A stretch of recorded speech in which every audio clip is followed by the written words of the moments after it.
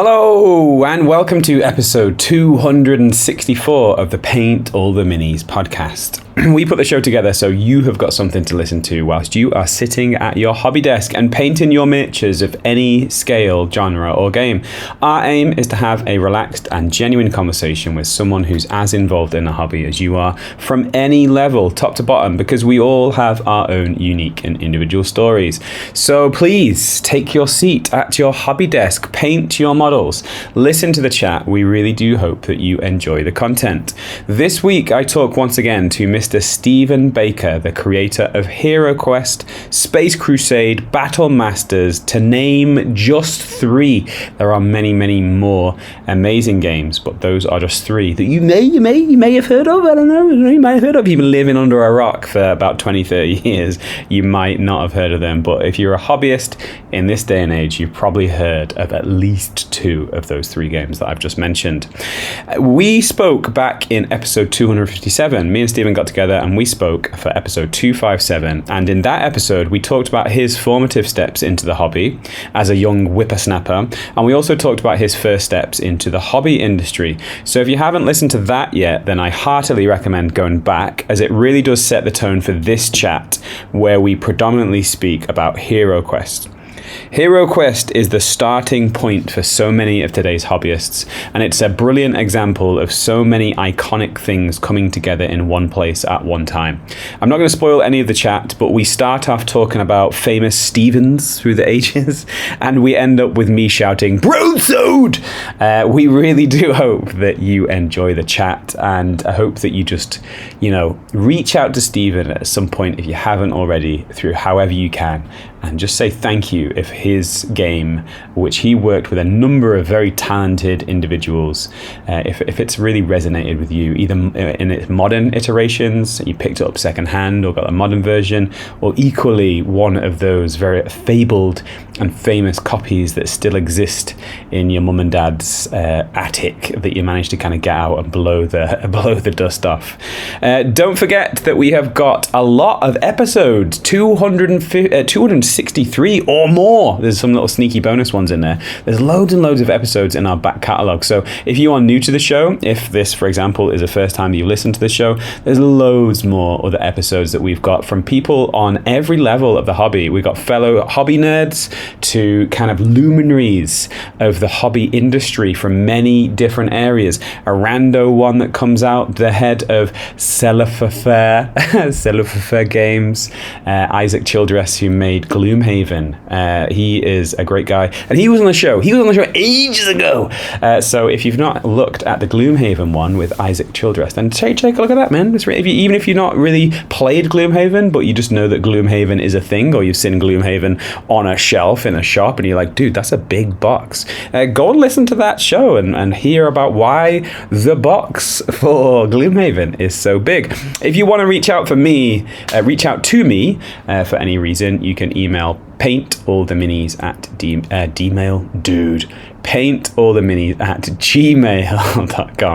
There's a link to our Discord community in the podcast description, so if you want to come and hang out with like-minded, chilled out and relaxed people, then feel free to click on that link and click through. You can join our Facebook community, you can follow us on Blue Sky, and just make sure that you are sharing your work and showing us your work and just interact with us, because we want to hang out with you, and it'd be great if you came along. I'm beckoning you over. You can't see this, but I'm beckoning you over. Come and talk about Heroquest with us. But that's enough of the pre-ramble.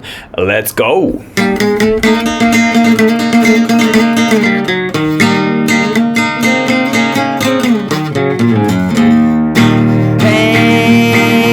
all the minis. Paint all the minis that you can. And when you paint your minis, listen to that podcast with Dan Adams, that is.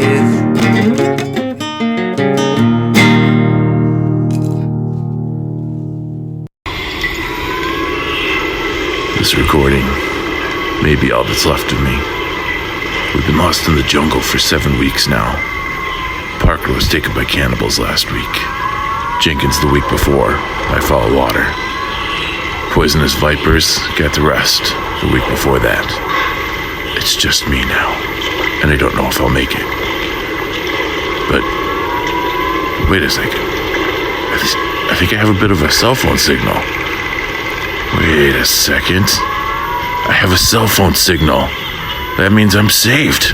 I can catch up on Paint All the Minis. Look at that. There's a new painting tutorial, and this guy's using Vallejo Orange Brown. This is amazing. Everything. Oh wait, is that the cannibals again? So hey, I'm here once again with Mr. Stephen Baker. How's it going, Stephen? It's great, thank you, Dan. You are early AM, right? 8 AM start, and you're drinking some coffee. What are you drinking? What type of coffee do you go for? Well, I like my coffee strong and black, 2 sugars, so it's a Colombian, and it always gets me going. I usually drink like 3 or 4 cups in the morning, but nothing beyond 10 AM. Yeah, I'm with you on that. I think I have two or three, but yeah, nothing afternoon. Is that because you noticed that you couldn't get to sleep at night, or is it just like a personal choice? Yeah, no, I just noticed that I sleep better if I don't drink coffee after sort of 10. I like my coffee in the morning. I look forward to it. Yeah. I'm not one of these people who can be drinking coffee in the afternoon. Yeah, everyone's different, right? You know, everyone responds to it in different ways. But yeah, some people like definitely. I was reading something a while ago about the half-life of coffee. I think the half-life of coffee is 6 hours, I think. So after 9 hours, there's still a whole bunch of coffee still in your system, a whole bunch of caffeine still in your system, right? How do you make your coffee? Is it instant? Is it granules? Have you got some sort of special French press, cafetiere? How do you make your coffee? No, I'm pretty simple. I have like a little coffee machine. I just put a filter in there, a couple of spoonfuls of coffee, and it all percolates through. And I make myself a sort of like an 8-cup jug, and I probably drink like 2/3 of that. My oldest daughter loves her coffee. She has all the kind of like the proper sort of like brewing stuff, and is very fancy, but I'm a little bit more down to earth. Yeah, there's a cafe at my work, and it's about the equivalent of £2, just under £2 for a coffee. And I'm in a big minority because everyone uses this cafe, and they say, "Hey, you're not getting one for it," because I walk around with my own coffee from home, and they're like, "You cheapskate, what, you're not going to get coffee from the cafe for?" I'm like, "It's £2. It's £2. That's a lot." So I actually invested in like quite a decent coffee machine that makes espresso, and I kind of get 2 coffees. So I'll take one into work with me, and then I'll like text my wife. I live like really close to work, so I'll text my wife and say, "Hey, can you make me another coffee?" And she makes one in a different cup, and then we meet halfway, and she pours the coffee into my cup, and then I go back to work. But it saves me £4 a day. If you add that up, 4 times 5 is 20 quid a week, right? It's a lot of money. Right? Exactly. Like kind of 100 quid a month, so I save that money that way. But I do like coffee, do appreciate a coffee. Do you just have whatever's going, whatever's on sale at the supermarket, or do you specifically look for a certain roast, a certain blend, a certain, location that it's grown? I'm very sort of simple. I buy from my local supermarket, and I get the same brand. My wife and my daughters are sort of like very into all of their certain brands. Has to be done a certain way. They're sort of purveyors of Starbucks, and sort of drop $6-7 on a coffee. Whereas I'm like, I'll just stick with my home brew. Some coffee. Nice. Right. Second icebreaker question. You can go in 2 directions with this. Let's talk about either Stevens or Bakers. Would you want to talk about Stevens, or do you want to talk about Bakers? Stevens sounds interesting. What Stevens from the past resonate with you? Is there any Stevens that you quite would like to be associated with, or you quite respect? Well, I've always been fascinated by the fact that, unfortunately, King Stephen was kind of like one of the worst monarchs that ever ruled in. But Stevens. I guess probably Stephen Hawking. Yeah, there you go. I'll give you some. Yeah. So there you go. Stephen Hawking, Stephen Fry, Steven Seagal, Stephen King. Yep. Yeah, Stephen Colbert, Steve Irwin. Go on. How many of those jump out to you? Well, certainly Stephen Fry. He's hilarious. And I do like a good novel, so Stephen King probably counts. Steve Irwin. Now he was the naturalist, right? The Wildlife from Australia. guy. Yeah, that's right. Yeah, naturalist. Yeah. Mhm. Yep. So it's not. I guess that's a fairly good list. Yeah. It's good. It's strong, right? It's a strong name. You come from strong stock, right? There's a lot of good Stevens around.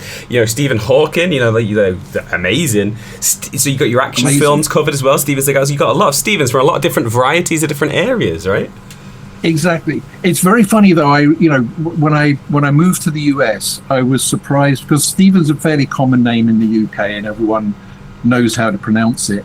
And for whatever reason, when I moved to the US, I would get all of these different pronunciations. I had one person call me Step Hen. It's like, there's also a sort of a tendency for people to try and kind of turn it into a French name, so it becomes like Stéphane. Yeah, okay. It's like, well, it's En, but I'm not fazed by any of that. It's like I answer to anything. If you had to be another Stephen, who would you choose to be? If you had to transpose your consciousness into somebody else, another Stephen, who would you choose? Do you think? Interesting. I think I'd probably pick Stephen Hawking just because I would be fascinated to experience how his brain works. That'd be amazing, wouldn't it? Just to see things on that level. I definitely don't see things in the same way as Stephen Hawking. No, exactly. So it'd be interesting just to walk in those shoes or spin those wheels for a little bit more to stay in those shoes. But that's cool, man. That's good. Right. So in our last episode, we kind of talked about you, your past, your history, and that was episode 257. So if you're listening along to this and you've not listened to that episode, very much recommend that you do so, because in that episode we talk about your formative steps in the hobby, your formative steps as an adult in the world, and also how you got involved in the tabletop gaming hobby industry and those first steps. Mentioned it in the show, but it still kind of resonates with me. It's something that I took away, is that sliding doors moment, the phone call that you took at the Games Workshop and the chance meeting that you had, and then you went and play tested, right? So let's just pick up the story there.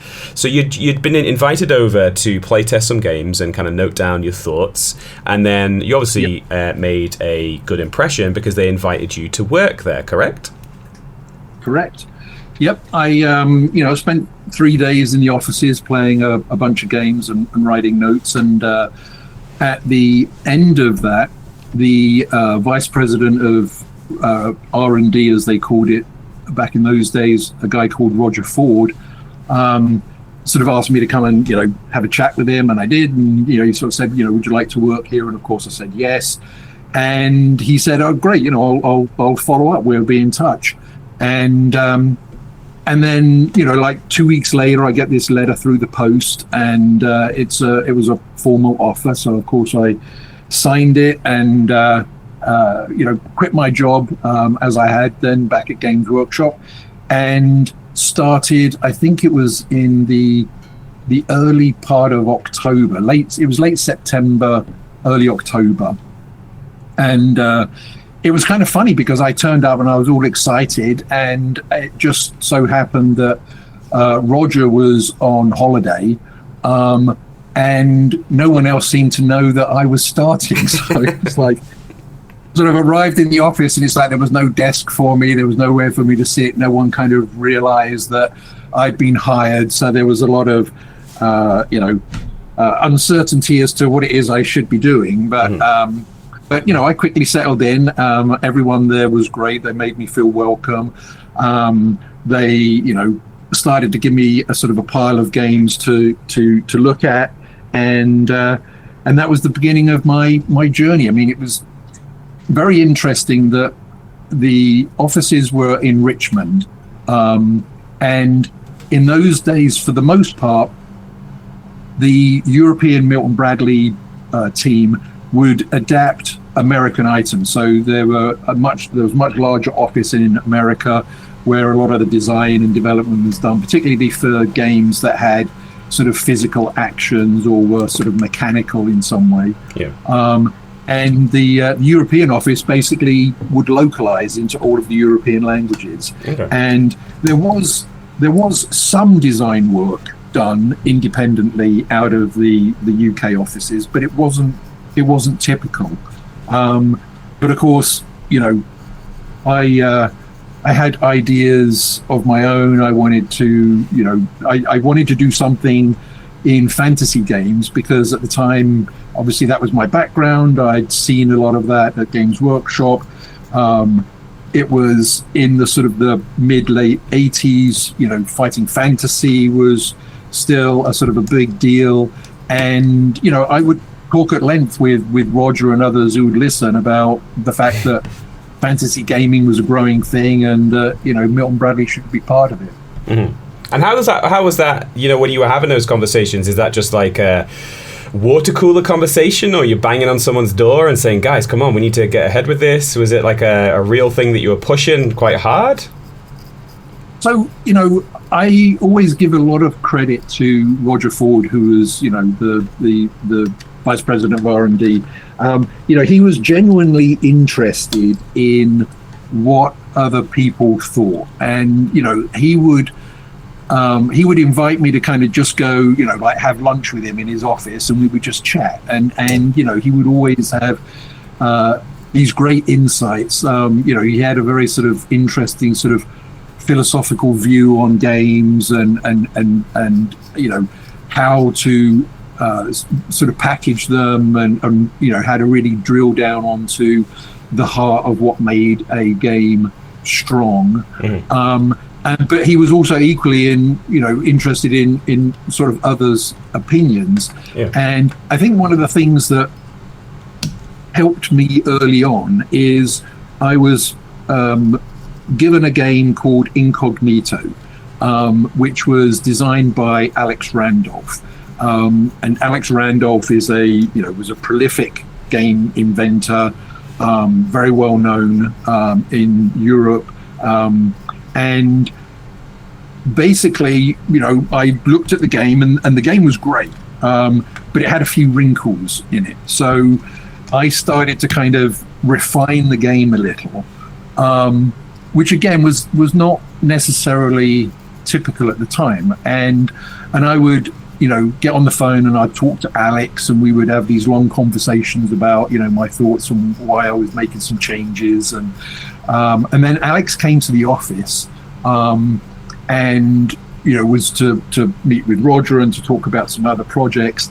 And I got invited in, and Alex was very complimentary to Roger on how I'd helped with the game, and helped sort of clean up some of it. And I think that just gave me a little bit of credibility that you've got this very well established inventor, basically giving me a sort of a nod of approval. Yeah. How did you handle? Sorry to jump in. How did you handle that though? Because you got young whippersnapper, still milk on his top lip, coming into this established company, someone that you've mentioned is quite famous for making games, and you're giving them feedback, and you're telling them they got wrinkles in the game. So did you have a strategy to approach that, and were you thinking consciously, I need to be careful here, because if I say something out of line, I might get slapped back down? Or did we not even thinking about that because you're so enthusiastic about, hey, I can fix this, I can make it better?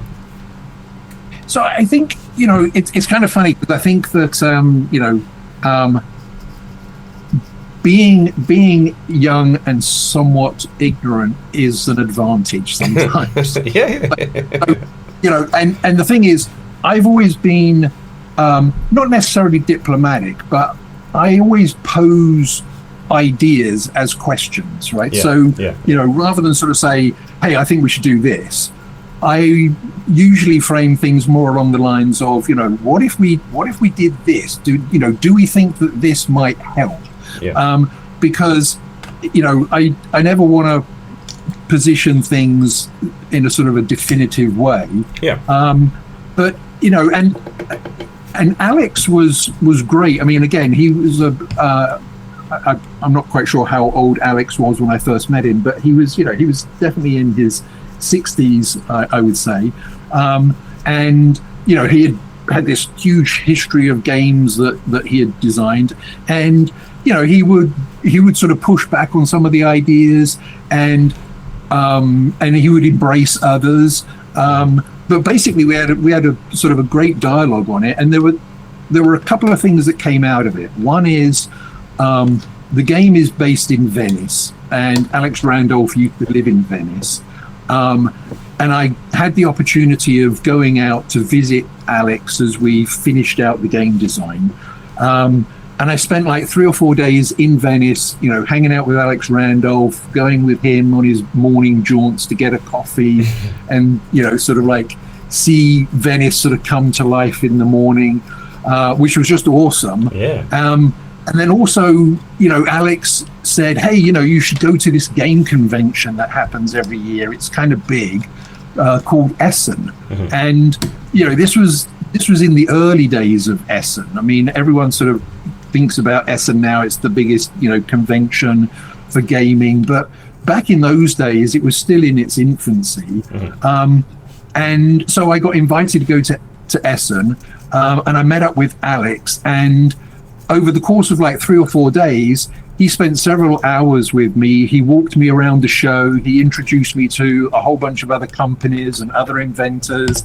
I mean, it was just a great experience to, you know, to see the rest of the industry in a way that, you know, I'd never seen it before. And then also, you know, to have someone such as Alex, you know, generously introduce me to so many different people. Did you see him as a mentor? Do you see him as someone who you could potentially emulate in the future, or did that not come into your mind? Yeah, no, I definitely saw Alex as a mentor. Certainly saw Roger Ford as a mentor. What I loved about Alex is he would have an idea for a game and for an experience within that game. And that's what fascinated him. He was fascinated with how this game was going to create interesting decisions and problems, and how the game was going to feel, and what the sort of the underlying sort of emotions and psychology were going to be in how this game would feel to play.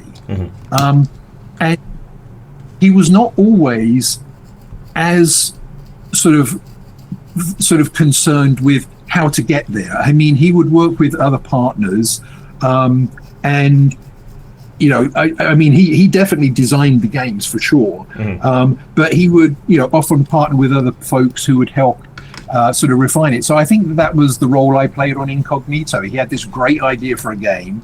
It was like 85-90% done, but there were a couple of little wrinkles, a few things that needed to be sort of resolved. And that's what I helped, which of course in today's world, everyone that understands that you have the design phase where you basically lay out the fundamentals of the game, but then all games need a development phase where you take the basic design and you kind of clean it up and you refine it and you optimize it and you balance out everything else that needs to be done, and you end up with a finished product. Yeah, that's really cool. So before I rudely interrupted you, you were talking about how you were kind of ironing out these wrinkles moving forward. So I guess it kind of escalated then into officially, helping with multiple games, right? And so just before you started with your own individual project, you mentioned that game there. Is there any other games that you really enjoyed working on before you eventually started creating your own, that your name was on the box? Yeah, so there were several games that I worked on sort of very early on. One of them was simply an adaptation from the US, which was the introduction of Thunder Road from Milton Bradley. Another game that I worked on, which was great, was a game called Hotel. And Hotel, I may have mentioned it last time, but it had these big three-dimensional sort of hotel structures that were formed by a sort of a column of cardboard that were then top and tailed with a plastic component. And that, of course, ended up being, the sort of like the approach that I ended up taking with the Heroquest furniture. Another game that I worked on, which I really enjoyed, was called Mysteries of Old Peking, and it was a simple sort of deduction game where there were a whole bunch of different cases. So each case gave you a different narrative. So thematically, each game felt a little bit different. But the mechanism for how you would sort of deduce who the culprit was the same mechanics for each game. But what was interesting is you'd have to go around the board interviewing different sort of witnesses, and different witnesses had slightly different mechanics for how you would decode, you know, the clue that they were giving you. So some of them you would just use like a red reader. Others would give you mirror writing, so you'd have to use this little mirror and look at the card and see the word, you know, back to front. Another one, which was the spy, had this little overlay that would take all of these jumbles of letters that were on the card, and when you put the template over it, it would reveal the letters for the clue. And it was just, you know, it was just a fun game. And it was actually designed by a lady called Mary Danby, who was the great granddaughter of Charles Dickens. Oh, nice. That's awesome. That's kind of cool. And so, like, they say about authors that, you know, if you want to read, would you say it's the same? Would you say that's true? And also, would you say that's maybe true in the game industry, that if you want to make games, you've got to play a lot of them, you've got to experience the different mechanics and ideas and intents of these games? Yeah, for sure. I mean, I think that you have to go out there and you have to experience games, and you also have to observe people playing games, because you know, the games are sort of multi-dimensional. So you have the rules of the game, you have the actual mechanics of how a game operates, but then you have all of the sort of emotional and sort of, you know, sort of decision making components that the game mechanics generate, and then you have all of the unwritten rules of the game, right? Just the rules of social interaction, which are not part of the game, they're just natural parts of how people interact and spend time together. So you really need to sort of think about all of it, because what you're trying to do oftentimes in a game is to sort of trigger or lean into natural elements of how people sort of interact and socialize anyway. So, you know, for example, you know, sort of pulling someone's leg, or kind of like a little bit of trash talk, that's not limited to when you're playing a game. That's part of how people interact socially anyway. So it's an example of where, hey, you know, what can I do in this game that gives people an opportunity to trash talk, right? What's an opportunity to kind of like make that a moment that people can, you know, can sort of springboard off of. So, you know, the thing that fascinates me with games is some people get very, very focused on the mechanics, right? And that's their sort of their sort of core, the thing that they pay attention to. I tend to look at it much more holistically. So I tend to lean more towards simpler games, and it's not because I'm not interested in mechanics. It's just that to me, the mechanics are the least important, because it's the outcome of the mechanics that what matters. Yeah, that's cool. So were you growing like a determination? Because it would have been easy just to kind of like, you know, stay in the office, stay in the same position, help other people out, give it a project to develop and tinker around with it. So how ambitious were you from the off about, I want to make my own, I want to create my own, or was it something that was thrust upon you? No, I think I was fairly sort of, you know, determined, but I don't think I would use the word ambitious. I think I was just passionate, right? I had grown up playing games. I'd grown up, you know, designing my own tabletop war games. I had run my own sort of role-playing group that used my own set of rules in my own world. And, you know, the rules were a sort of a little bit of D&D, a little bit of Middle-earth role-playing, which was a sort of a light version of Rollmaster.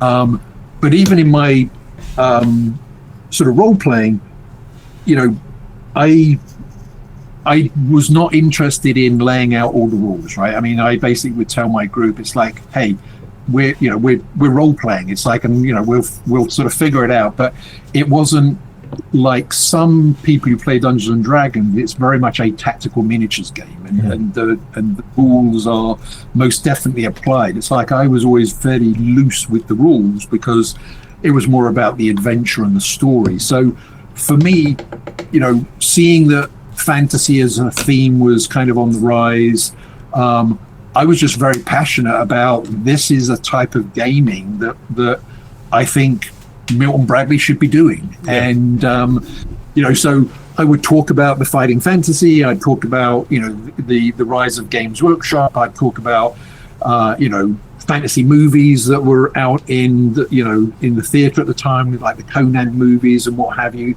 and I basically kept sort of pushing for we should be doing something. And as I say before, Roger was kept his door open and did not discourage me in the slightest. If anything, he was like, hey, let's put something together, let's look at an early idea. And I think that's when again fortune sort of played its role, where there was an ex Milton Bradley executive in the US who basically sort of came along to Milton Bradley in Europe and said, look, I've been looking at this company called Games Workshop. I think that there's an opportunity for Games Workshop and Milton Bradley to work together. And it was just perfect timing because I was in the early stages of laying out an idea for a game. I had worked at Games Workshop. Roger was, sort of given this idea of reach out to Games Workshop and explore the possibility for a partnership. And so I got taken along on that journey. I mean, he included me in some of the early conversations. And ultimately when, they decided to sort of do a deal and agree that, we're going to launch a fantasy game. I was put on, lead for designing the game and being responsible for that game within Milton Bradley, and that gave me the opportunity to, design and develop Heroquest. So how was that for you going into those meetings? Because you're working in a store, right? Yep. Which is probably to the lower end of the organization. And then when you next bump into the same company, you're being positioned to be a lead designer on a game. Like, did you speak to people from Games Workshop? Were they aware that you used to work for them? And how did they respond to that? We're like, it's you again. Like, you're upstart, coming in. How are those conversations? Or did it just not factor in at all? Yeah, no, I mean, I think, the beauty of Games Workshop, back in those days is that it was an organization of people who were passionate about games. Right. And so it at least in my experience, there wasn't such a sort of like a strong sort of, hierarchy to it. Okay. And interestingly, even when I was at Games Workshop, although I never got to design a game, there were a couple of occasions when Games Workshop were looking to do some licenses, and I'd sort of put my hand up and said, hey, I'd love to have a crack at laying out a sort of an initial concept. Okay. And unfortunately none of those sort of ever came to fruition. And when I was at the back end of my time with Games Workshop is when they actually moved from their London offices up to Nottingham. So the studio, became sort of even further away from where I was working in the Dalling Road store in Hammersmith. Mm-hmm. But yeah, I mean, I think Games Workshop put forth some ideas when we were developing Heroquest.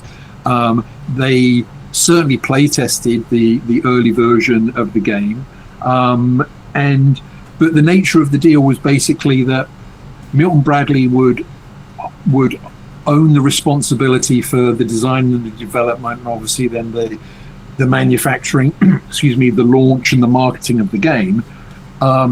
Games Workshop would be responsible for doing all of the miniatures and the sculpting, and would help with sort of, providing some sort of playtesting and some sort of insights into the world of Warhammer. So again, a lot of the early quests that I wrote, I sort of wrote them in a sort of fairly generic way, and then Games Workshop would reframe them to sort of put place names and characters that were from the world of Warhammer, just to sort of give it more of that sort of association with the world of Games Workshop. Nice. So as we kind of think of that project, that's a crazily successful, project, and one that is still kind of resonating with thousands and thousands of people around the world today, right? And obviously you didn't know that at the time when you went into it, but how long are we talking about from those first formative meetings of, okay, well, this is the idea, we're going to pair up with these guys, we're going to do this, and you becoming the lead design on it, from those initial meetings to then sending it, where it's going to manufacturing and stuff, like how long a period was that? So it was pretty quick. I joined Hasbro in '87, and Heroquest came out in '89. Right. So it was about a year and a half's worth of development, which at the time was fairly sort of normal, right? Generally speaking, from I have an idea, or an inventor just walked through the door with a concept, to when that is actually in market is typically 18 months.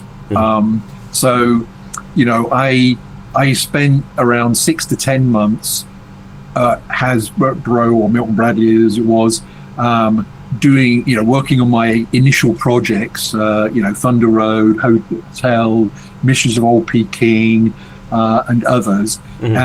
But as we got into 1988, I was beginning to work seriously on Heroquest. And the game came out in 1989, and it was actually one of the top selling games in the UK that year. It sold 120,000 units, which was a huge number for the UK back in those days. For sure. So when you start a project, it's always difficult to get going, right? So can you remember about like how you tried to marshal thoughts and organize things? You mentioned just a little bit before about how the feeling that you wish to evoke is quite important. So at that point in your career, were you kind of emulating that? What were your formative steps of like, this is what I want it to be, this is what I want to do, this is what I want the mechanics to be? How did it start to flesh out? Yeah, so it's interesting because I think that my sort of design philosophy and approach has evolved over the years, but it's not fundamentally changed. It's become more refined. I have become more mindful of it. But as I look back to the sort of the early days of me working on Heroquest, in my mind, what I wanted to do was to recreate something that would allow people to enjoy the kind of experience that I used to have when I was running my role-playing group. So I basically wanted, and this is how I have framed it sort of more recently. It wasn't necessarily how I was thinking about it at the time, consciously. Yeah. But basically the idea was I want to put role-playing in a box. Right. I want this single purchase to basically give you all of the experience and all of the trappings of role-playing, right? So I want a dungeon master. I want a dungeon master sat behind a screen. I want a dungeon that you're going to explore. I want the miniatures that you're going to use to explore. I want to bring that dungeon to life and make it sort of three-dimensional. So, a lot of ultimately what Heroquest sort of became, and I think in large part what made Heroquest so impactful, is that it wasn't just about the mechanics of the game, right? I mean, it sort of goes back to what we talked about sort of, previously, which is when you just look on the back of the box and you see all of that colorful 3D furniture and you see all those cool Citadel miniatures, and, someone sat behind the screen. I mean, it's another world, the likes of which certainly back then, no one had seen before. And I think that's what made it so appealing to look at for kids in the 80s. And I think that's what made it so impactful for people who played it. It was like, wow, it's like, this is a game like I've never played before. There's this story and there's all of these secrets and things are happening that I had no idea, and there's a sense of adventure, which, for your average sort of family and sort of like, 10 to 13-year-old at the time, you might have experienced some of that sense of adventure in reading a fighting fantasy book, but for the most part, there was nothing out there that delivered that same kind of experience. That's awesome. So as you kind of, completed and finished the projects and obviously, let it sit and stand, and as you look back at it now, is there anything that particularly jumps out at you that you're particularly proud of? That you're proud that was in it, or you're proud that you did that, or you're proud that intent was intact when it shipped? So I think there's, the game certainly evolved through the development. I mean, I think we sort of touched before that early versions of the game had more traditional dungeon tiles. There wasn't a game board, but we ended up with a game board because it was more cost effective. It was also much more player friendly. You weren't having to sort of sort through a box and find the right tile. It's like you just had to put the furniture onto the right place on the board. It also meant that setup time was really, really quick. I mean, basically you just open the board and set up the screen and read the beginnings of the adventure and put the stairway tile somewhere and you're off.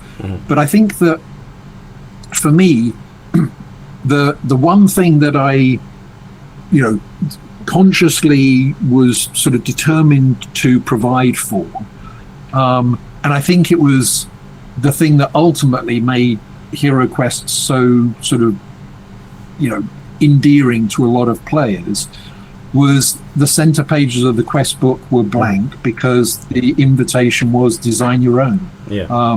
And again, the game is very simple, almost perhaps to a fault, right? I mean, pretty much sort of, many players have all of their own homebrew rules, or they add, extra layers to the rules, which in my mind is great, right? I mean, games that I enjoy playing, certainly tabletop war games that I enjoy playing, I always tinkered with the rules to make them, more fitting to how I like to play.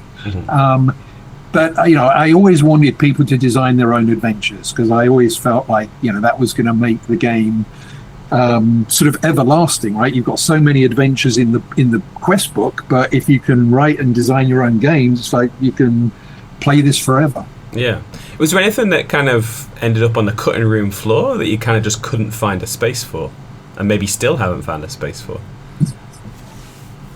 So I think the one thing that we sort of never quite sort of got into, and I think there's been a lot more effort now with the most recent reintroduction of Heroquest, is to really build out the world, right? And I had that in mind at the time, but there wasn't really much of an opportunity to do it because we deliberately sort of loosely set this in the world of Warhammer. I mean, the adventures in Heroquest do not exist in a specific place or time within the world of Warhammer, but the world of Heroquest is undoubtedly set within the world of Warhammer because it names certain cities and place names and characters and what have you. And that was the one thing that I would love to have been able to do, and perhaps will do one day. I mean, I've got my own fantasy world that I used way back in the day when I was running my wargaming group and my role-playing group, and I I still tinker with that. I mean, I think every DM has a bit of a hankering for creating their own world in some way. Yeah. Was there anything that you had to kind of let go of that you really wanted, but you were advised and shown the kind of that can't be? But is there anything you had to kind of like just say, okay, this is not the right time or the place for that, but you really wanted it to be in? Yeah, I would say there was definitely a little bit more complexity to the game early on, and again, I had already consciously, not necessarily sort of dumbed down, but I'd simplified, the whole notion of a role-playing game to what I had thought was the sort of like the minimum that you would need. But when I took that out and play tested it with some kids in a local school, and in fact there was a teacher, I can't remember the chap's name, but there was a teacher who was a keen role player, and he was very enthusiastic in sort of volunteering some of his time and the time of his class to sort of like play test some of the early versions. That would be amazing, wouldn't it? Imagine just sitting in school. It's like, today, kids, we're not doing math. We're going to play this board game. That'd be amazing. I mean, it was. I have to say, it's like the initial play tests were a little bit sort of heartbreaking because people really struggled getting over the rule set, and it was a kind of a classic sort of conflict between I'm coming from a world of playing sort of like deeper games, and I've kind of simplified that in my mind, but now I'm putting this in front of people whose experience in playing games at the time was Buccaneer and Monopoly and what have you, and this was. It was just too much of a leap. And it was interesting because I do remember trying to sort of think through what is it that needs to change, right? And I kind of went down a couple of different paths. Initially it was like, well, I just need to present the game in a different way, right? I need to write the rules in a different way, and then people will understand it, and then they'll get it. But what I realized over time is there's just too many mechanics. There's just too many components. There's too many elements. And again, this was part of what led into putting a game board in there, because the game board as a construct is familiar, right? Even if the game is not. Whereas for people who've never seen anything in the way of hobby gaming, and again, you have to think in the context of the times, sort of saying to someone, oh, well, here's a game, and basically it starts on this 2-inch square tile, and everything else is going to be another piece that comes out the box. It's like it's completely alien. Yeah. So the game board was a nice sort of grounding element, on top of which the layout of the game board allows you to immediately engage with the mystery of the unfolding dungeon, right? Because that there are corridors and rooms, and that doors are going to be placed, some of which you can see already, and that allows you to look at the map of the game board and start to guess where you think it's all going. Whereas when you're building up dungeon tiles on a table, there's nothing on the table currently that suggests much of where this whole dungeon is going or what else might be coming. So I think it just made it a lot easier for folks. And again, I guess in some ways it was begrudging in moments, right, where I kind of like further simplified the game. But at the end of the day, it was the right thing to do. It was, I always think of the Simpsons episode where there's Principal Skinner and I think Bart is skipping school, and Principal Skinner is like tracking him down, and there's a part of it where he questions himself and he says, "Am I out of touch?" and he kind of has this reflection moment saying, have I lost touch with the students? He's trying to empathize, he's trying to sort of speak to Bart and say, hey, it's not okay to skip school, blah, blah, and it's not having a positive impact. And he says, am I out of touch? And he goes, no, it's the children that are wrong. So it's quite a hard thing for you to do. You've got this idea, you're very bright-eyed, bushy-tailed, it's a big project, you're loving it, and then to kind of know that you've got to change it and go in a different direction, that's a very mature, standpoint and viewpoint, and one that not a lot of people have, or not too many people have, because sometimes no, they need to get up to my level, whereas you're saying no, I need to change the level so people can get and access this, right? Yeah, and again, I mean, I think Roger Ford certainly sort of played his role in all of this as well, because he, and Roger had a great sense of humor, and he was, he was occasionally a little bit sort of, mischievous. And, he said to me one day, this game should be so simple, it doesn't require rules. Mm-hmm. And, of course, he was sort of joking, but the underlying message was there nonetheless, which was this game needs to be simple, right? It's like it's being sold to people whose frame of reference for gaming is, what we would call just, light family board games. Yeah. And and again, it's fascinating to me that how Heroquest has sort of like held up over time, right? Because there's no two ways about it. If you look at the current art and sort of game design, you'd never design Heroquest in today's world. Mm-hmm.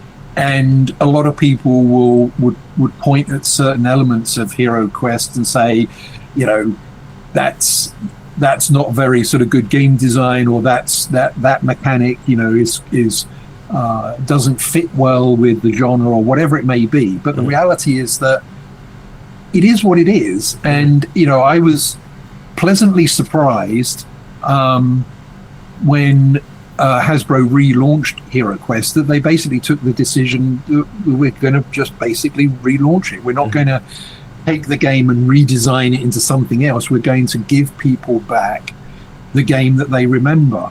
And I think that was the right move. I think that's why people embrace the game. And again, because it's simple and because the structure of writing a quest is fairly manageable, many people make it their own, and they design their own quests, and they come up with their own sort of additional rules. And I think that's what makes it so appealing to people, because everyone who plays Heroquest has made it their own game.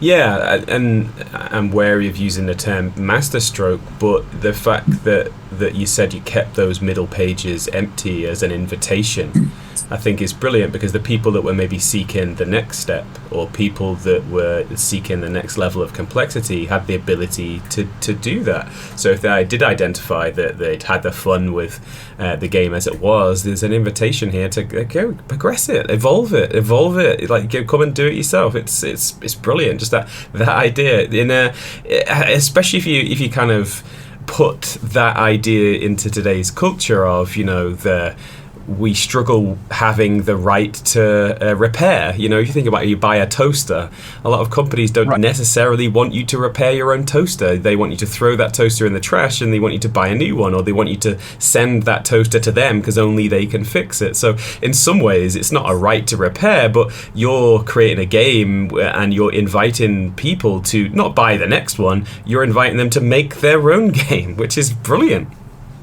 Well, and it's funny because, we talk about hobby games in today's world. But when we talk about hobby games, we're really talking about games that have a certain sort of level of, not necessarily sophistication, but a certain sort of style of design that really kind of, is a blend of, clever sort of core mechanics and sort of interesting decisions, resource management, whatever it may be. When I was growing up, I would talk about the fact that, my hobby was gaming, but I meant that from the standpoint of it's a hobby, and it's a hobby where there's a craft, right? So even my early days of tabletop gaming, there was no go buy one big box and here's the rules and here's the 2 armies and everything's been done for you, and if you choose to paint them you can, but if not, it's like everything's in the box and you're done.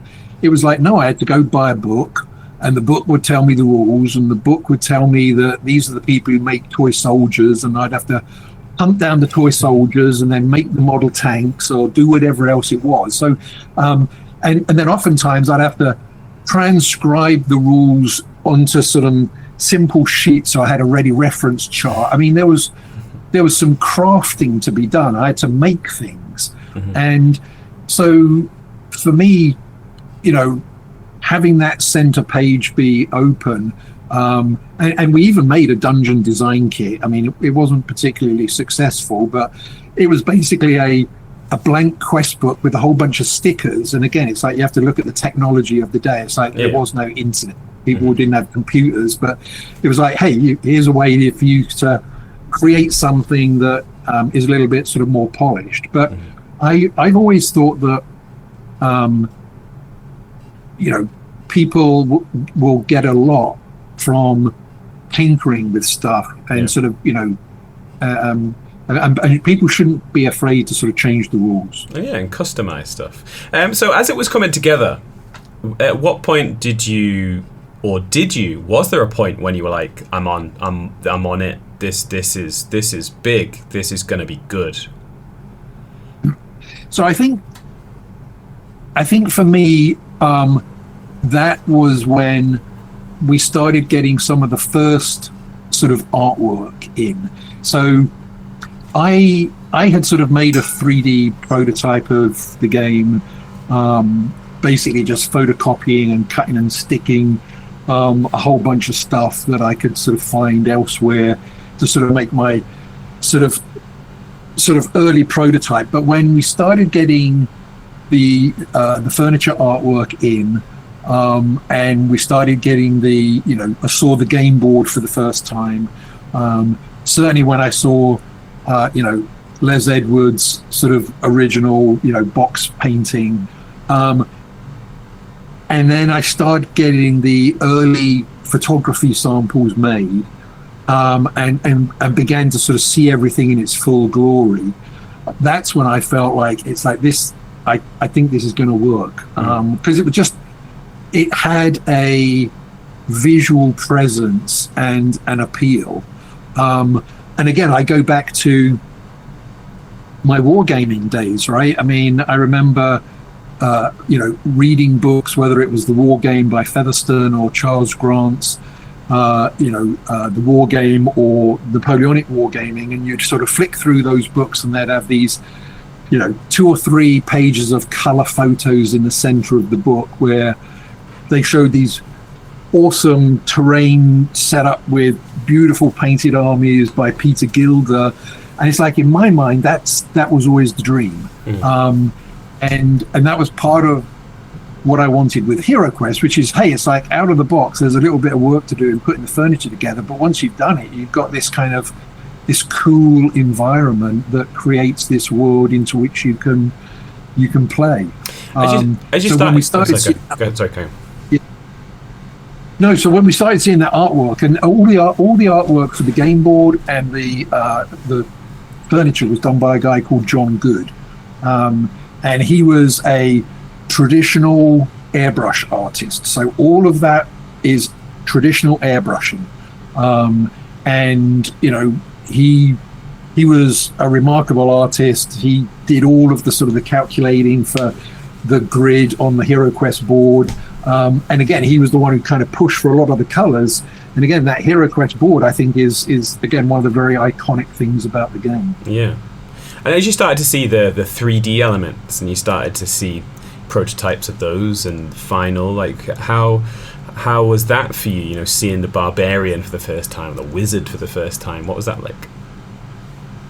Yeah, I mean, it was great. And the first time that I saw those, they were 3-up miniatures.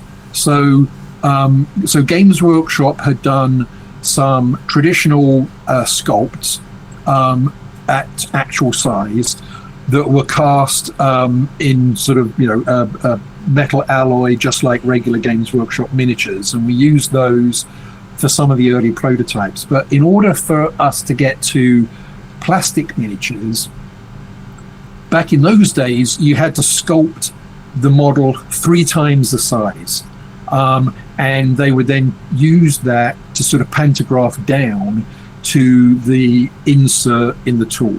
So the first time I saw the barbarian sculpt, or the orc, or the wizard, it was basically this 3-up resin, which just looked remarkable. I mean, they were kind of like the size of action figures. They were sort of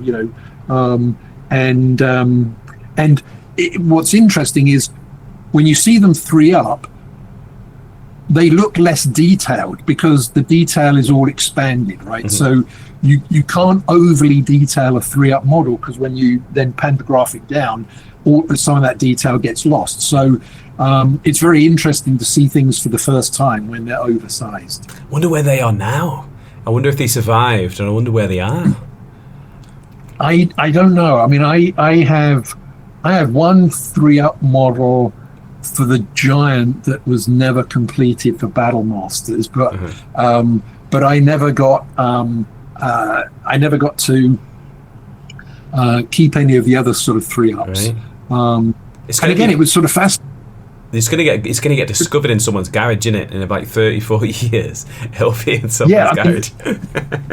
The challenge with a lot of the resin that was used back in those days is it does deteriorate, so it becomes very brittle. But yeah, someone somewhere may still have them.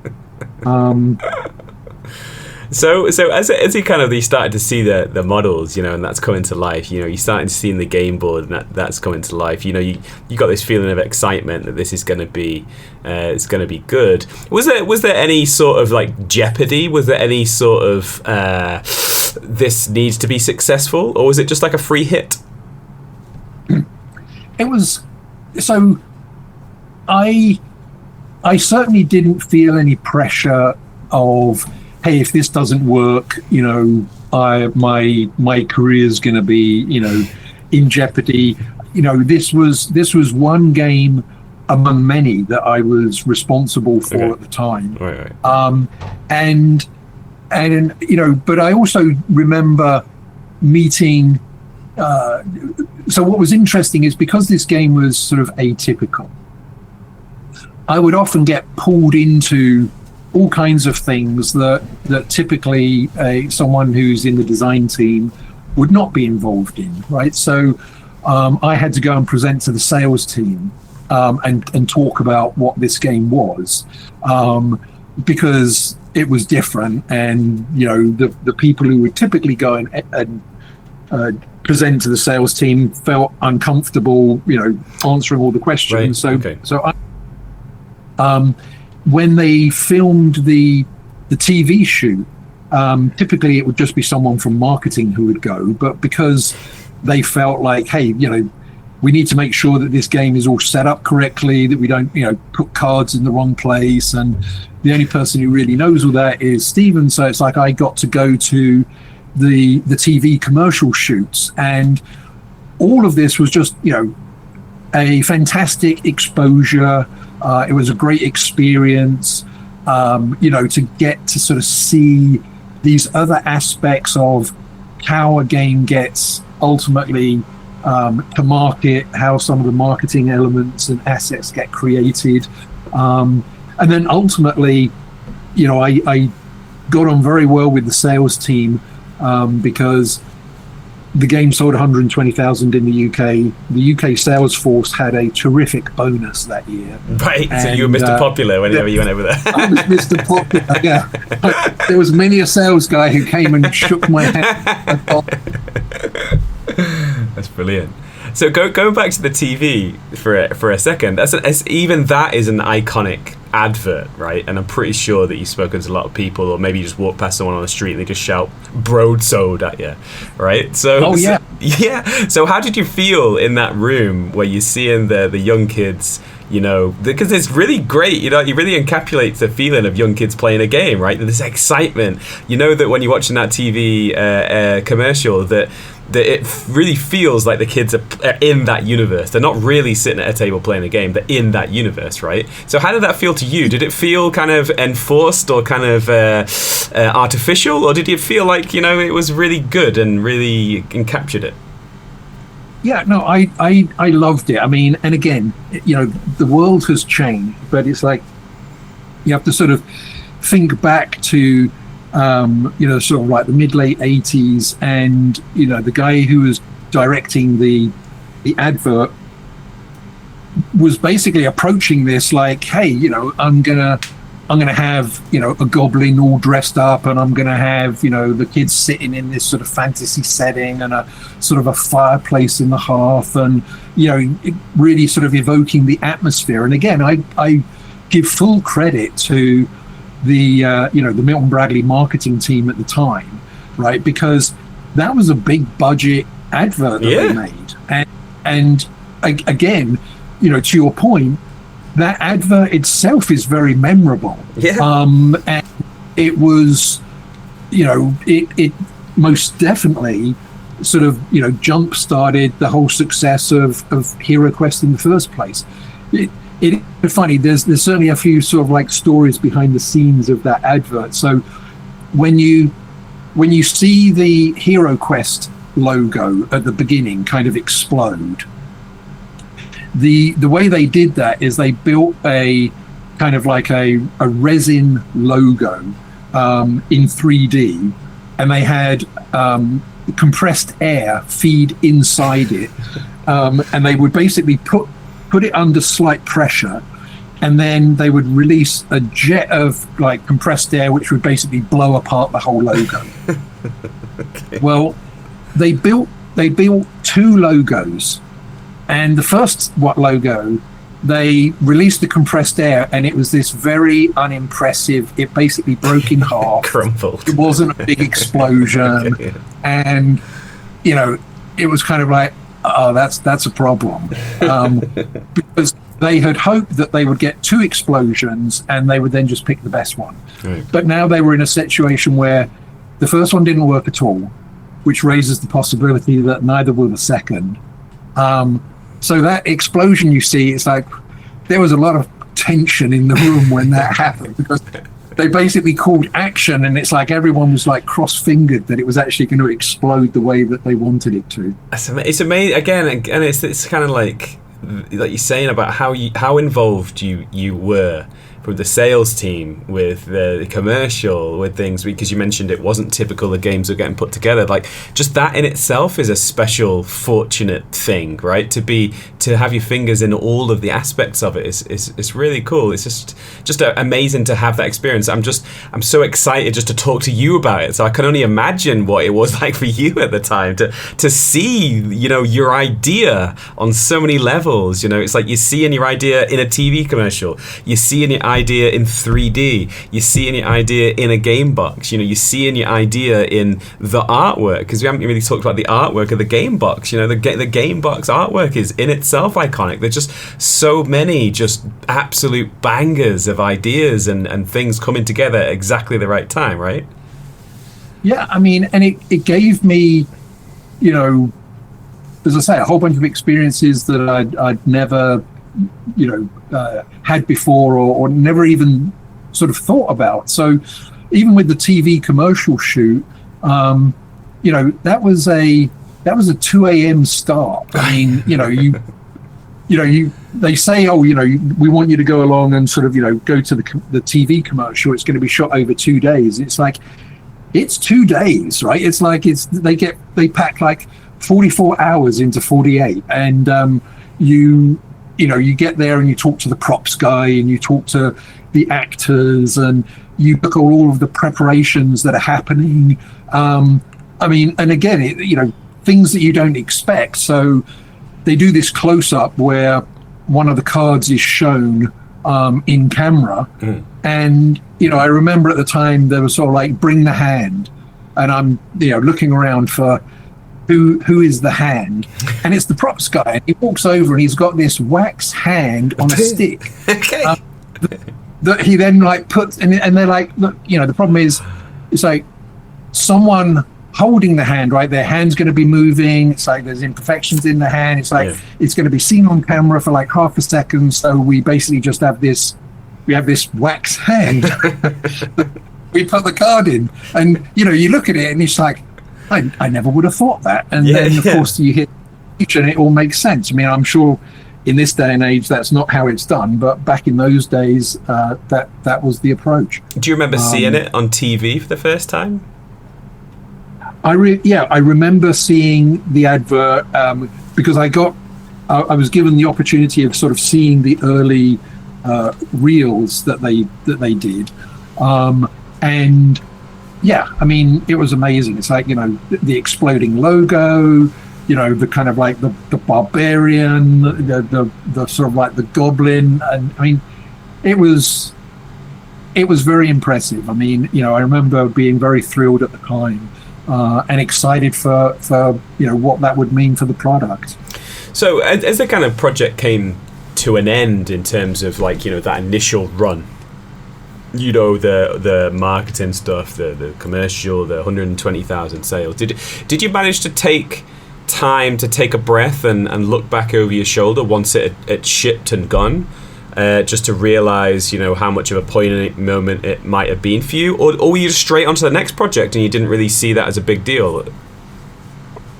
So I definitely saw it as a big deal. Again, it opened sort of further doors, right? So I was invited or asked, I should say, to go to Toy Fair, and you know, I was given the role of presenting Heroquest as well as the Battlemaster games, Axis and Allies, and Conquest of the Empire, at Toy Fair. So I mean, I was working the stand at the, you know, Earl's Court, and again, it was because people felt like, you know, I knew these games and that I could speak about them, you know, better than anyone, and the marketing and the sales team kind of knew me and, you know, sort of had that trust in me.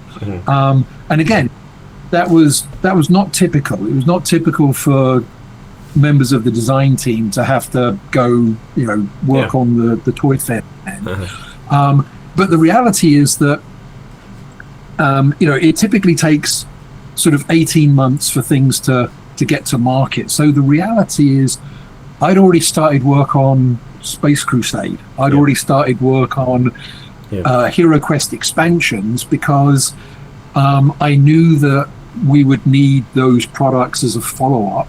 And in order for those to be ready on that sort of schedule, we already were in the process of pitching the next new line here. So I was already kind of like underway on those. And what happened was the success of HeroQuest in its first year basically, you know, gave me a lot of sort of opportunity to push even harder on those things, right? It went from, here's something that kind of, you know, Roger Ford has kind of sort of endorsed and is encouraged, and that, you know, Steve and everyone else, you know, has kind of pulled together, but, you know, it was still a bit of an unknown. It's like, okay, we're doing this, but we're kind of not sure if it's going to work. And that transformed into, no, that was the biggest thing we did last year. It's like, we're going to do this again. And so a lot of the hesitations kind of like went away, and you know, across the organization, everyone was given a lot more latitude to kind of push even harder on the next project. Was it always HeroQuest, or was there other names on the table? There were definitely other names on the table. I can't remember them all, but I do credit the name coming from Roger Ford. And you know, Roger sort of like had a great sort of, he had a great sense for how things should be sort of like positioned, and you know, his notion was that sort of blend of like Heroquest is just a very simple, direct invitation for you to go on an adventure. And then, as I mentioned, John Good was the guy who designed the logo, and that was a fairly lengthy process. Yeah, he went through sort of several sketch phases, and then ultimately, once we had the form correct, he then went in and airbrushed it. And what's fascinating about John Good is I remember meeting with him on several occasions, and he would be going through the sketch, and he would be talking about how this thing would be made, right? So in his mind, as he was sketching it, he was thinking about how this would have been sort of chiseled from stone, and how the gold inlay then would have been layered in, and how it all would have been treated, because in his mind he was then going to airbrush that. And he was a guy who earned a lot of his sort of revenue doing automobile airbrushing, right? So I mean, he fully understood airbrushing as a art form to make something photo real. So in his mind, he always had to understand the form factor for him to then think through how he was going to airbrush it. And that logo, even to this day, is just outstanding. Yeah, man. It's like I could talk to you for another 4 hours. There's so many different aspects of Heroquest that you haven't even touched upon. But as we begin to wrap up, is there anything, you probably talked about this a lot, and I really appreciate and thank you for your time, not only to give the time, but also to continue to talk enthusiastically about something that you've probably spoken about a lot, right? It's really kind of you to give this time. But is there anything that you don't ever really get asked? Is there anything that you really wish that people would ask more when they talk about the creation and the ideas behind Heroquest? Is there anything that maybe you wish people would notice and maybe bring up a little bit more? So I think Heroquest and the sort of the story behind it is certainly something that I've talked to folks a lot about. What I value in this sort of interview structure is it's much more casual. A lot of times people are sort of very focused on sort of specific insights into why certain rules were sort of decided upon. I mean, the whole issue of sort of roll to move, right, is a classic one that sort of comes out on there. People are like, why didn't you just let heroes move a certain number of spaces and what have you? And again, to be honest, I look back on it and I don't necessarily know if I truly remember how or why those decisions were made, other than it's fairly traditional, right? I mean, for the state of games at the time, the Ludo, idea that Monopoly, and the fact is, it's like there was not the same level of crunchy game mechanic optimization back in those days, right? It's like in today's gaming world, there is definitely a whole bunch of games, and there's a whole sort of type of player where the whole fascination in playing a game is to really optimize the rule set, to optimize every decision, to plan everything out. Heroquest wasn't that. Heroquest was a more traditional game, and the reality is that sometimes you roll good and sometimes you roll bad, and actually that's part of what kind of creates some of the design decisions that you have. But to your question, I think the thing that I always enjoy talking about, which doesn't often get focused on, is some of the conversations and the collaborations I had with the people who really made Heroquest look the way it did. So John Good for certain on the furniture and the game board, and his contributions to the color and the richness and the saturation of that game. I mean, he brought that to the table. I mean, I briefed him on what was needed, but he was the artist who brought that to life. And then, of course, Les Edwards with the box stuff. I mean, again, I briefed him on what we were looking for, which was, something that was kind of like a classic sort of painting, a classic piece of fantasy art that would sort of set the tone for the heroes in this adventure. But that composition and the art itself, that was all Les Edwards. Mm-hmm. It's special. It's special, isn't it? And it's great just to talk to you about it. Like I mentioned before, I feel so fortunate just to be able to talk to you. I feel so fortunate that people can listen to this, that we have the technology that exists, the internet, our microphones and headphones, and it's just great that we can capture this, that people can listen to, because we can get a little bit more of an insight into this very special thing. So as we begin to wrap up, I don't want to talk your ear off. You've got coffee to be drinking and you've got other things to be doing. Just talk to me about two things. The first thing I'd like you to talk to me about is you're not done. Like, Heroquest was your first game, and you did a whole bunch of other games, and you're still creating games. And so, as we talk, you are just about to hit release on a Kickstarter campaign, right? So, talk to us briefly about what that Kickstarter campaign is. Yeah, so I've been working with a company called Boss Fight Studio, which is a company that makes sort of highly articulated action figures. Most of them are sort of ex-Hasbro, very, very talented group of individuals. And they wanted to get into games.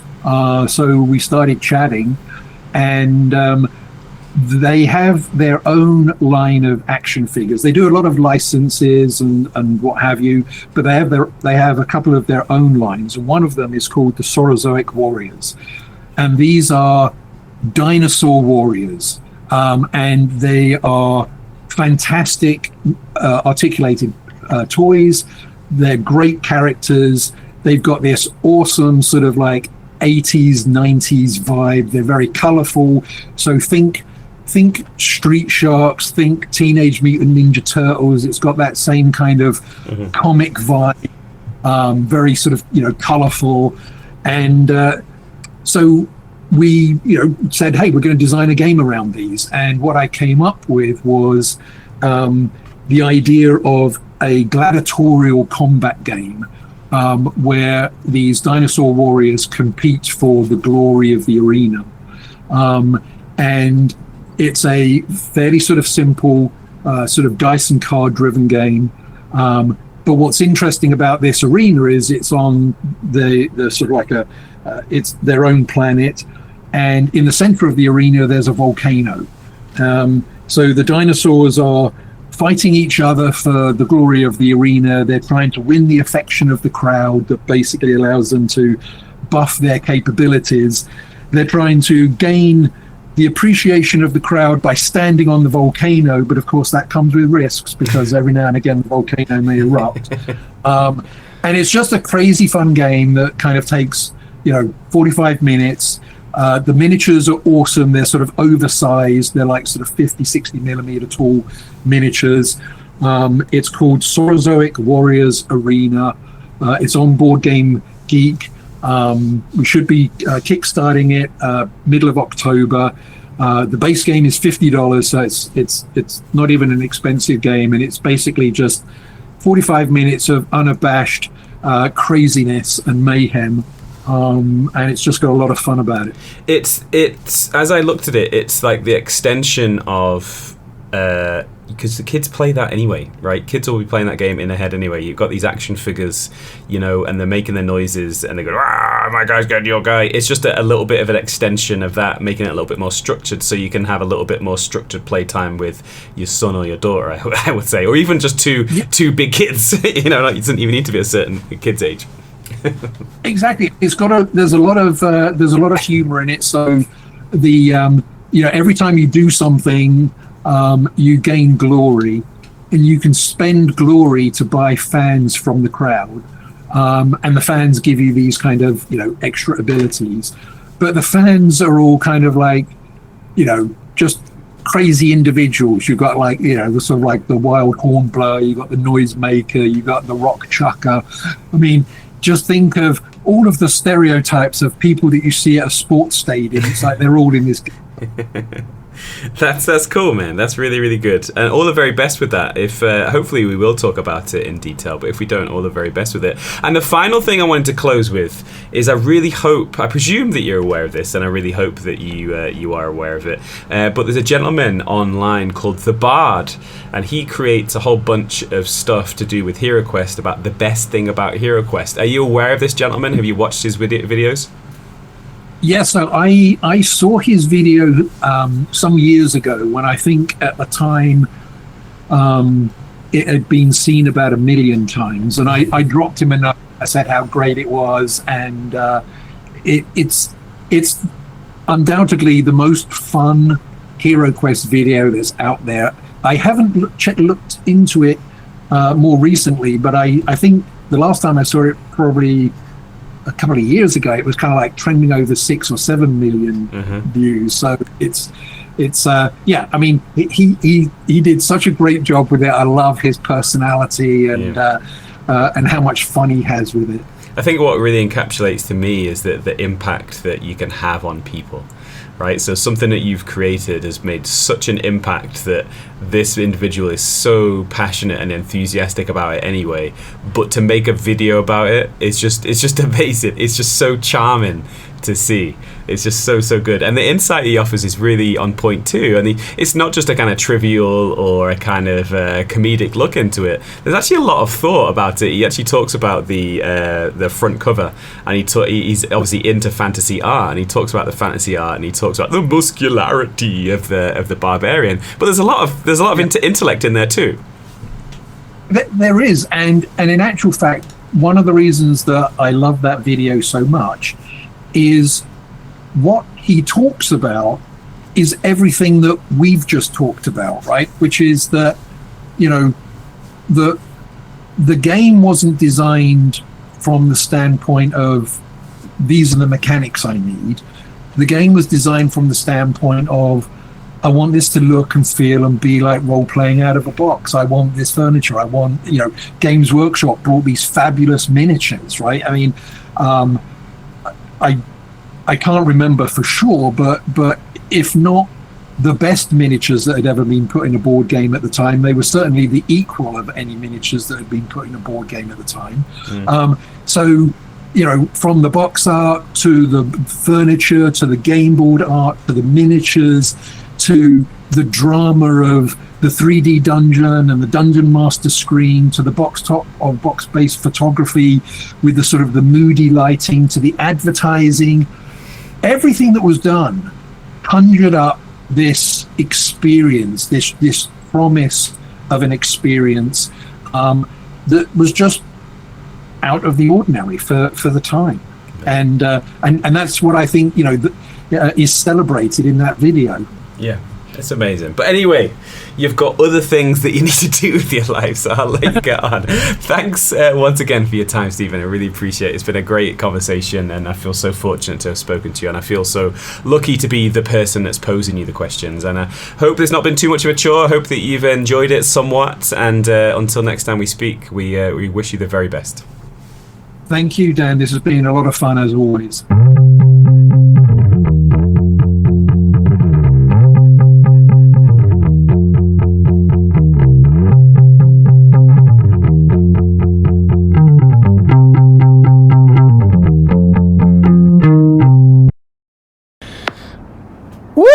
There you go, episode 263, all wrapped up there. I'm recording the post-ramble stood up.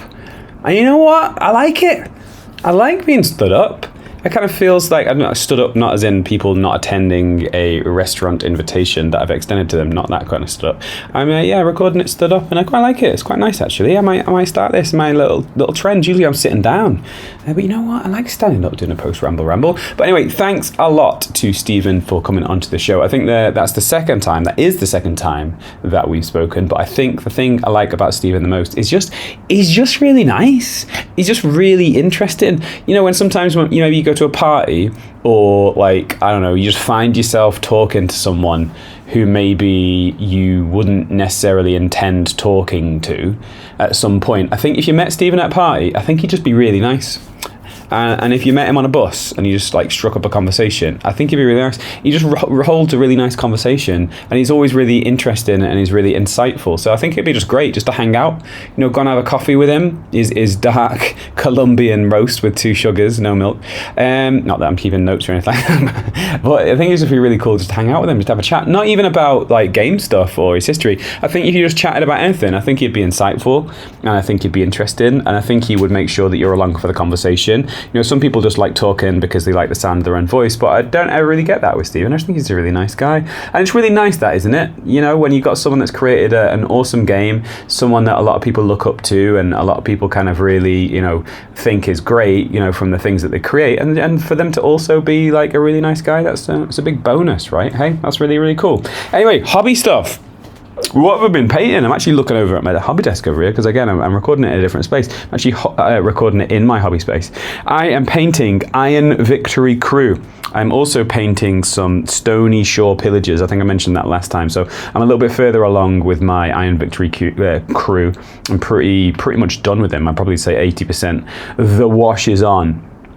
And I'm slowly kind of working through the layers again, just kind of like brightening some things up, leaving all the darker bits in the crevices and brightening them back up. It's really nice. I also made an addition to my hobby desk. I have a Green Stuff World Halo hobby lamp thingy-majig, which is like a kind of half circle of LEDs with a nice little base. And I was wary of buying it because it was expensive. But I thought, what the heck? It was like, I think it was a birthday or Christmas or something last year, and I thought, what the heck, I'll get this Green Stuff World kind of hobby halo lampy thing. And it's pretty good. It's pretty good. I won't say it's groundbreaking, to be honest, so if you're looking for a new hobby light, I'm not saying don't get it, and if you have one, then, great. And if you love it, even better. It's okay. But what I found is that with it only kind of facing down, whether it's an age thing or whether it's a kind of orientation of my hobby area thing, I'm not sure. But it just wasn't light enough, and I found that I was like thinking that I needed some glasses when actually I didn't really think I needed some glasses. I just think it wasn't well lit. So I got I've been looking for a while. I mentioned it in a post Ramble before. Thank you to the people who mentioned lighting. Scott Radem, and also Snowman Dan did. There were a minimum of 2 people. If you also sent a recommendation through and I've failed to call you out for that, I do apologize. But the Lucent do a hobby light. I forget the full name, but Lucent, Lucent, Lucent hobby light. That seemed to be the most popular one from what people have said, and it looks a little bit like a spider, I guess. It's like kind of got one main hobby light that goes down from the above, but it's got like these little arms that come around and can kind of go in different places to kind of provide some illumination from some different angles, which is always good. But I looked at that and I thought, what? Nah. So I bought like a real super cheap hobby lamp that I just kind of put like where my forehead is, so I can articulate it on many different planes, and I kind of like rotated it and placed it to like just above my forehead, like just in front of my forehead, and angled down, so it's like kind of like my eye line, and that's really, really helped. It's really, really good. So I've got that kind of hobby lamp that goes down directly from above, but I've also got an extra hobby light that goes down pretty much at my eye line from my eye level, just above my eye level, but the eye line that I would be beyond, and that's awesome. That's really, really helped me to pick out lots of smaller details, like fingers on hands. I'm not sure. I don't mean chocolate fingers. Again, I've heard fingers on hands, but where else would you have fingers? I'm not sure. The chocolate fingers in the Iron Victory Crew's pockets. It helps me to really kind of pick those out. If you don't know what chocolate fingers are, you are missing out. You need to go to a British supermarket and find Cadbury's chocolate fingers. And if you manage to find them at Christmas, they do Cadbury's white chocolate fingers. So if you want to make an English person be quiet, get them a packet of Cadbury's chocolate fingers and give them a cup of tea, and they won't bother you. They'll leave you alone. Not only will they be quiet whilst they are eating those chocolate fingers, but they'll also not give you any crap because they are delighted that you thought of them and gave them chocolate fingers. Anyway, yes, so the hobby light has really helped me to pick out fingers on gloves and fingers on hands and all that kind of stuff. So it's really, really good. So I'm really happy with that. And it's like a cheapy one. It's not the exact light tone as my Green Stuff World one, which is slightly annoying. So I think that the new one is like kind of a slightly higher warmth level on the whatever meter it is that they have. But yeah, really, really good. And what I also did is I raised the level of my Green Stuff World hobby lamp. So I've got, 4 books have I got? Here you go. This will give you insight to my world. So I didn't get some like wood or anything. I got A Storm of Swords, The Goblet of Fire, Harry Potter. What else have I got? A Dance with Dragons, After the Feast, and another Harry Potter one. The Deathly Hallows Part 1. So there you go. So I've got 4 books that are propped up underneath the kind of feet of my Green Stuff World hobby halo, and that's helped us too. So raising that level of that hobby light, and also getting that new one, which is on my eye line, has really helped. So there you go. So that's what I'm doing hobby-wise, and that's what I've been pottering around with hobby-wise. I don't think I've got anything else, but, I talk about this, and it's a shame that, you guys aren't talking, So if you are interested and you want to take control of a post-ramble, because remember, the show's not about me, it's about us. So if you like the post-ramble, and you would like to see how it feels to record yourself for a post-ramble, give me a shout on the Discord or email paintalltheminis@gmail.com. I'll send you the next episode early. You can listen to it, and then you can record your own post-ramble if you want to. So if you want to kind of get involved and you want to see how it works and what happens, don't worry about standard or quality. I think you just listen to the quality that I give, not the guests. The guests are amazing, but the quality that I give on the podcast and stuff like that. It's not a high bar to reach, is it? To be fair, but that's the charm. That's the charm of the show, isn't it? It's just the charm. Well, that's what we'll say. But yeah, so if you want to get involved in a post ramble, just give me a shout. I'd be delighted to involve you, and I'd be proud to be associated with you, and I'd be even more proud to be associated with a fellow post-rambler. But anyway, that's all I have got for this week. I am going to mostly be getting amongst a computer game, a video game, a game that is played via video over the weekend. My A Song of Ice and Fire game, there you go, the Song of Ice and Fire game has been cancelled unfortunately this week, so there's a new game out called Football Manager 2026, and that is a game that I really, really like, and that has literally just come out in its beta pre-release. So I am going to be getting my elbows dirty whilst getting amongst the tic-tacs and the strategies and ideas and recruitment and scouting and picking teams and squad management and financial management of a pretend football team that doesn't actually exist. So if you are this is niche, but if you follow along with me, if you are involved in this hobby and you like painting, and you are a post-rambler, and you like Football Manager, you need to give me a shout, because we are obviously best friends and we should hang out more. But anyway, that is enough of me. I hope that you guys are all well. I hope that you guys are on an even keel. I hope that you are able to make sense of the world around you and have a great time. And until next time we're together, keep on tinkering with your system that utilizes a shadow striker, an underlapping wingback, a ramdeuter, and an inverted winger.